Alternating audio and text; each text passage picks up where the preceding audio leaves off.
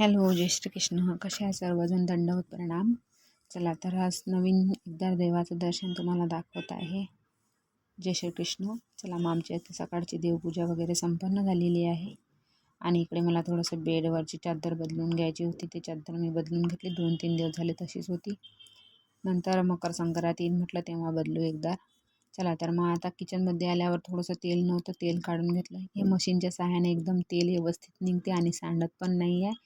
आपलं जे बी आपण काढतो तेव्हा त्याच्यातून टिप्पामधून सांडून जाते तेल. मग मी ही मशीन मागवलेली आहे. मशीनने व्यवस्थित तेल निघते आणि सांडत पण नाही आहे. चला मग आता मला थोडीशी कणिक भिजवून घ्यायची आहे, कारण मला बनवायचे बटाटाचे पराठे. तर इकडे थोडीशी कणिक भिजवून घेते आणि इकडे 2 बटाटे शिजवून आणि त्याची साल काढून ठेवून दिलेली आहे. नंतर मला थोडी भांडी वगैरे धुवून घ्यायची आहे. नंतर भांडी वगैरे झाली माझी साफ करणं. नंतर मला कढई, कांदा आणि थोडंसं मिरची हे काटून घेतलेली आहे आणि कढईमध्ये थोडंसं तेल टाकलं. हिरवी मिरची आणि कांदा हे परतून घ्यायचं आहे आणि आपल्याला बटाटे जे शिजवलेले ते टाकून द्यायचे आहे. आम्ही या बटाट्याची चटणी म्हणतो, याला तुम्ही काय म्हणता मला नक्की सांगा. नंतर आपली ही भाजी तयार झालेली आहे. नंतर मी थोड्या साध्या सिंपल थोड्याशा पोळ्या बनवून घेते, कारण या भाजीसोबत पोळी भाजी बी छान लागते ही आणि पराठा पण छान लागते. नंतर इकडे 4-5 पोळ्या बनवून घेतल्या आणि 2-4 पराठे बनवून घेतले. ज्याला बटाट्याचे पराठे खायचे ते पराठे खाऊ शकतात आणि ज्याला पोळी खायची ते पोळी खाऊ शकतात.